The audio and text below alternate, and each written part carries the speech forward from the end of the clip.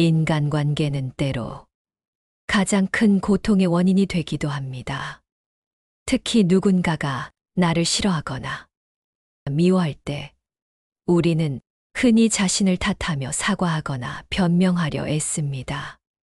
하지만 부처님께서는 그런 마음을 내려놓고 올바르게 대처하는 지혜를 전해주셨습니다. 부처님께서는 말씀하셨습니다.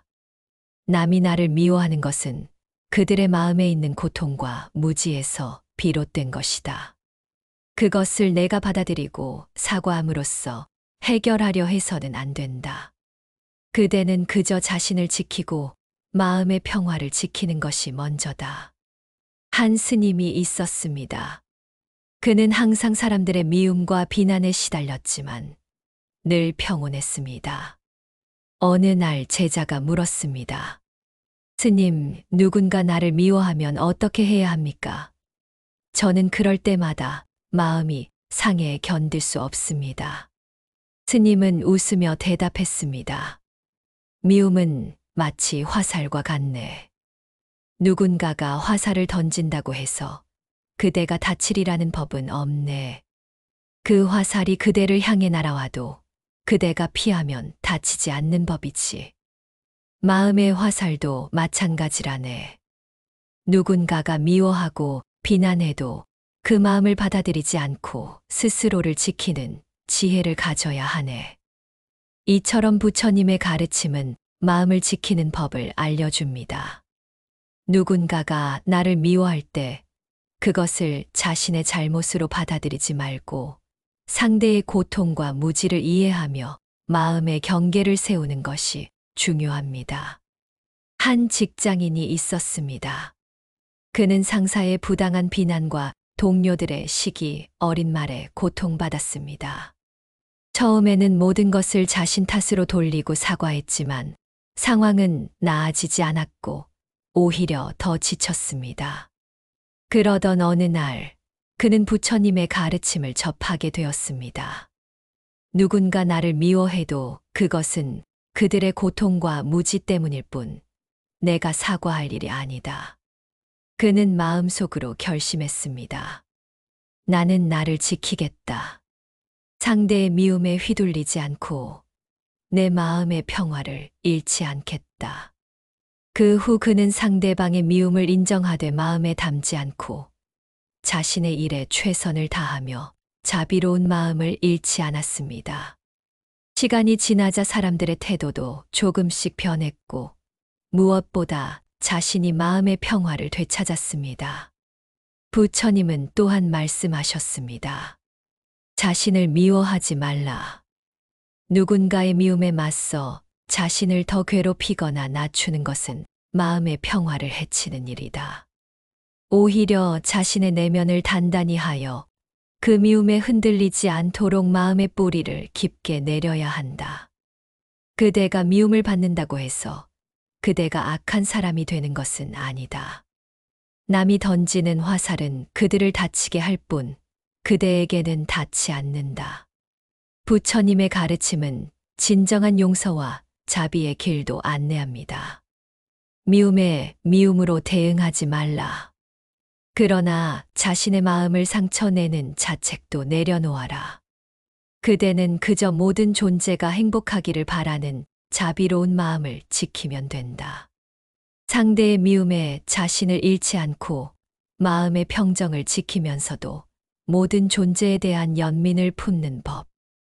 이것이 부처님께서 전하는 가장 깊은 인간관계의 지혜입니다. 결국 누군가가 나를 싫어한다면 그것은 그 사람의 마음 문제이지. 내가 사과하거나 변명할 일이 아님을 깨닫는 순간, 비로소 우리는 자유로워지고 평화를 얻습니다. 며칠이 지나고 제자는 깊은 생각에 잠긴 채 다시 숲길을 따라 부처님을 찾아갔습니다. 그의 마음은 여전히 걱정과 불안으로 가득 차 있었고 그 무거운 감정은 마치 안개처럼 그의 시야를 가리고 있었습니다. 그는 스스로를 다잡아 보려 했지만 지나간 실수와 아직 오지 않은 미래에 대한 두려움이 끊임없이 그의 마음을 흔들었습니다. 부처님, 저는 마음속 걱정이 끊이지 않습니다. 과거의 후회와 실수, 그리고 미래에 닥칠지도 모를 불확실성에 대한 두려움이 하루도 쉬지 않고 저를 괴롭힙니다.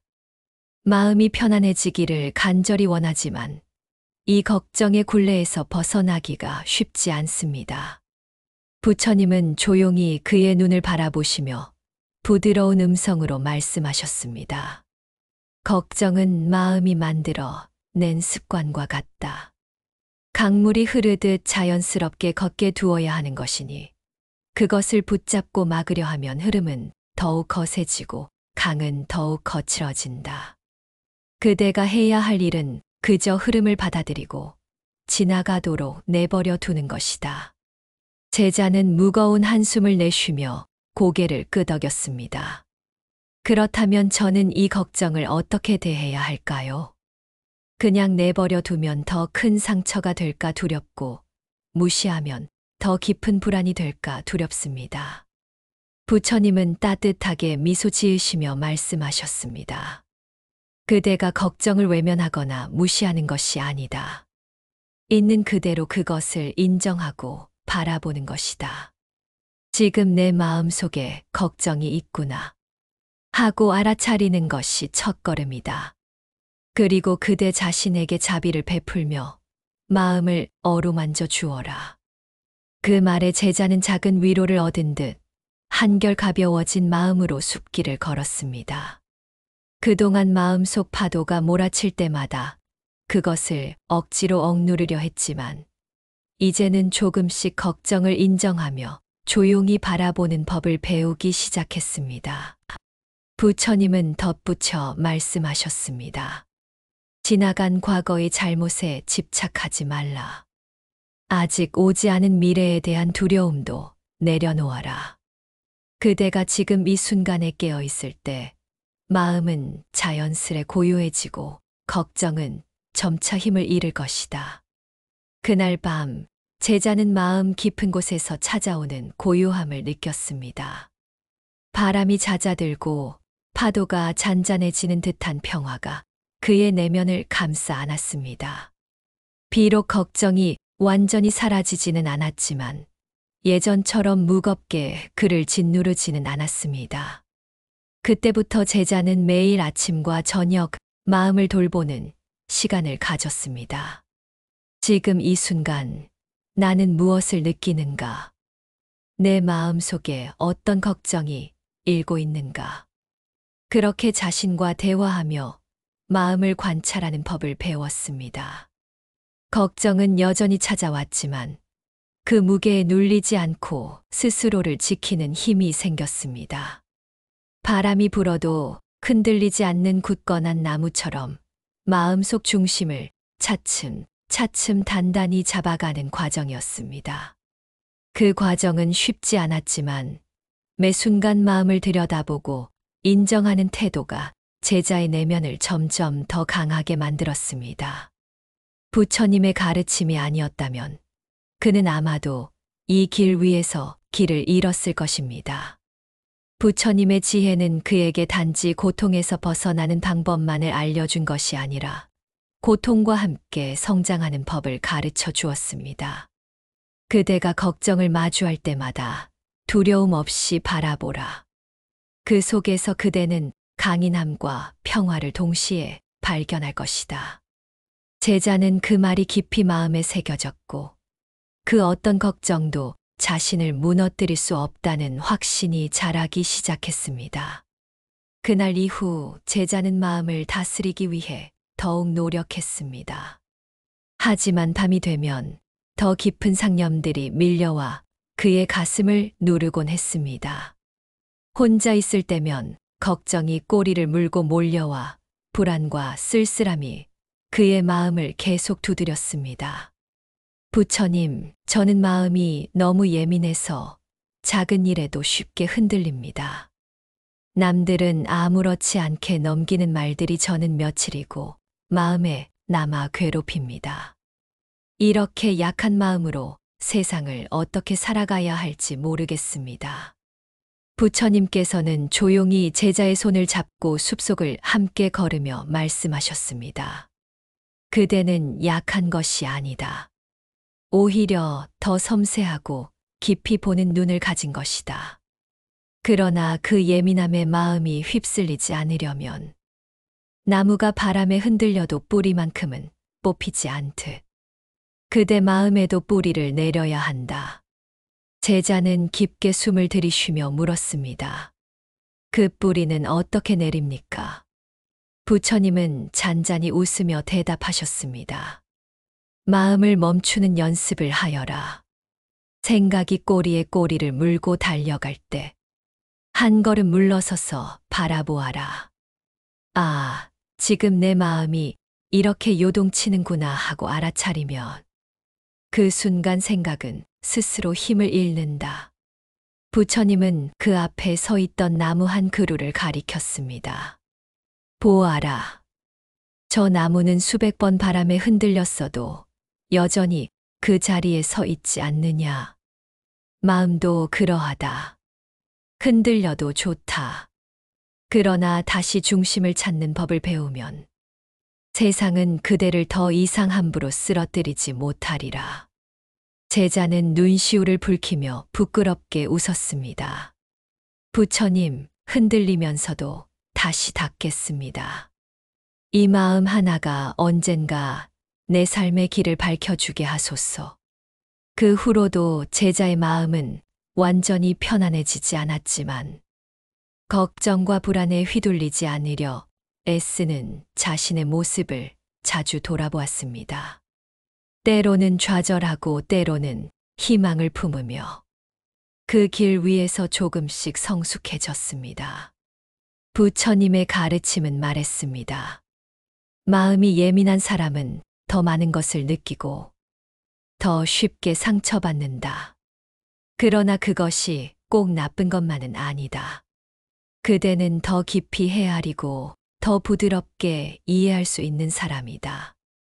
다만 그 예민함을 다스리는 법을 배우면 그 마음은 오히려 큰 자비가 된다. 제자는 그 말씀을 마음에 깊이 새기며 세상의 소란 속에서도 흔들리지 않는 중심을 찾아갔습니다. 그 길이 쉽지는 않았지만 그는 이제 그 흔들림마저도 받아들이고 그 속에서 스스로를 지켜내는 용기를 배웠습니다. 며칠 뒤 제자는 다시 부처님을 찾아왔습니다. 이번에는 얼굴에 더욱 깊은 그늘과 무거운 침묵이 깃들어 있었습니다. 그는 부처님 앞에 조심스레 앉아 한참 동안 아무 말도 하지 못했습니다. 숲길을 스치는 바람 소리와 나무잎의 살랑임만이 두 사람 사이를 감싸고 있었습니다. 그 긴 정적 끝에 제자는 천천히 숨을 들이쉬고 조심스레 입을 열었습니다. 부처님, 저는 한때 조금 나아졌다고 느꼈지만 금세 다시 무너집니다. 사람들 속에 있으면 그들의 시선과 말이 마음을 짓누르고 밤마다 떠오르는 생각들로 저를 괴롭힙니다. 왜 저는 이렇게 쉽게 상처받고 흔들리는 것일까요? 이런 나약한 마음을 어찌해야 합니까? 부처님은 제자의 말에 깊은 공감의 눈빛을 보내며 숲길을 따라 천천히 걸었습니다. 그리고 손짓으로 제자도 옆에 서서 함께 걷도록 권했습니다. 부드러운 목소리로 말씀하셨습니다. 그대여, 세상은 항상 변화하는 바람과 파도와 같습니다. 바람이 불지 않기를, 파도가 일지 않기를 바라지 말라. 마음이 흔들리는 것은 살아있다는 증거다. 그 흔들림을 부정하거나 두려워하지 말고 오히려 그 흐름을 받아들이며 숨을 고르고 바라보라. 그것이 바로 마음을 다스리는 첫걸음이다. 제자는 눈시울이 붉어지며 부처님을 바라보았습니다. 하지만 부처님, 저는 이 연약한 마음이 너무 부끄럽고 미워집니다. 때로는 차라리 무심하고 강한 사람이었으면 좋겠다고 생각합니다. 왜 나는 이토록 쉽게 무너질까요? 부처님은 따스한 미소로 답하셨습니다. 연약함을 미워하지 말라. 그 마음은 그대가 다른 이의 고통과 아픔을 더 깊이 이해하고 품을 수 있는 귀한 씨앗이다. 이 씨앗을 잘 돌보고 사랑하라. 그러면 언젠가 그것은 자비라는 꽃으로 피어날 것이다. 숲길에 햇살이 부드럽게 내려앉고 새들의 노랫소리가 주변을 가득 채웠습니다. 부처님은 멈춰서서 조용히 연못을 가리키며 말씀하셨습니다. 보아라, 저 연못도 바람이 불면 물결이 일렁이지만 시간이 지나면 다시 잔잔해진다. 그대 마음도 그러하다. 억지로 단단해지려 하지 말고 흔들림 속에서 다시 중심을 찾는 법을 배우라. 그것이 수행이며 그대가 걸어야 할 길이다. 제자는 고개를 숙인 채 흐르는 눈물을 닦으며 조용히 물었습니다. 부처님, 저는 앞으로도 이렇게 흔들리며 살아야 할까요? 언제까지 이 마음의 파도가 저를 괴롭힐지 두렵습니다. 부처님은 그의 어깨에 손을 얹고 부드럽게 말씀하셨습니다. 두려워하지 말라. 괴로움은 잠시 머물다 떠나고 또 찾아오며 그 반복 속에서 그대는 성장할 것이다. 괴로움을 억지로 없애려 애쓰기보다는 그저 바라보며 숨을 고르거라. 그러면 그 괴로움은 언젠가 연민이 되어 그대를 더 깊은 자비로 이끌 것이다. 제자는 연못 위에 반짝이는 달빛을 바라보며 깊게 숨을 내쉬었습니다. 마음속에 아직도 작은 파문들이 있었지만 그 물결들을 그저 바라보며 받아들이려 애썼습니다. 그리하여 그의 마음은 전보다 한층 더 가벼워졌고 다시 고요를 찾아갔습니다. 마지막으로 부처님은 말씀하셨습니다. 그대가 이렇게 또 나를 찾아와 묻는 것 자체가 이미 수행이다. 흔들려도 괜찮다. 다시 물으러 오거라. 그리하는 동안 그대 마음은 점점 더 넓어지고 깊어질 것이다. 그리고 언젠가는 그 마음이 바람에도 꺾이지 않는 연꽃처럼 아름답게 피어나리라. 제자는 깊은 감사와 결의의 차 숲길을 따라 천천히 걸어 내려갔습니다. 그의 발걸음은 무겁지만 단단했고 무엇보다도 마음속에 새로운 희망과 평화가 자리 잡았습니다. 앞으로 닥칠 어떤 흔들림도 담담히 맞으며 그 길을 걸을 준비가 된 것이었습니다. 며칠 뒤 제자는 다시 부처님을 찾아왔습니다. 이번에는 얼굴에 그늘이 더 짙게 드리워져 있었고 마음은 무겁게 짓눌린 듯 했습니다. 그는 부처님 앞에 조심스레 앉아 오랫동안 아무 말 없이 머물렀습니다. 그 긴 침묵 끝에 떨리는 목소리로 조용히 입을 열었습니다. 부처님, 저는 그동안 말씀하신 대로 침묵하며 스스로를 살펴보려 애썼습니다.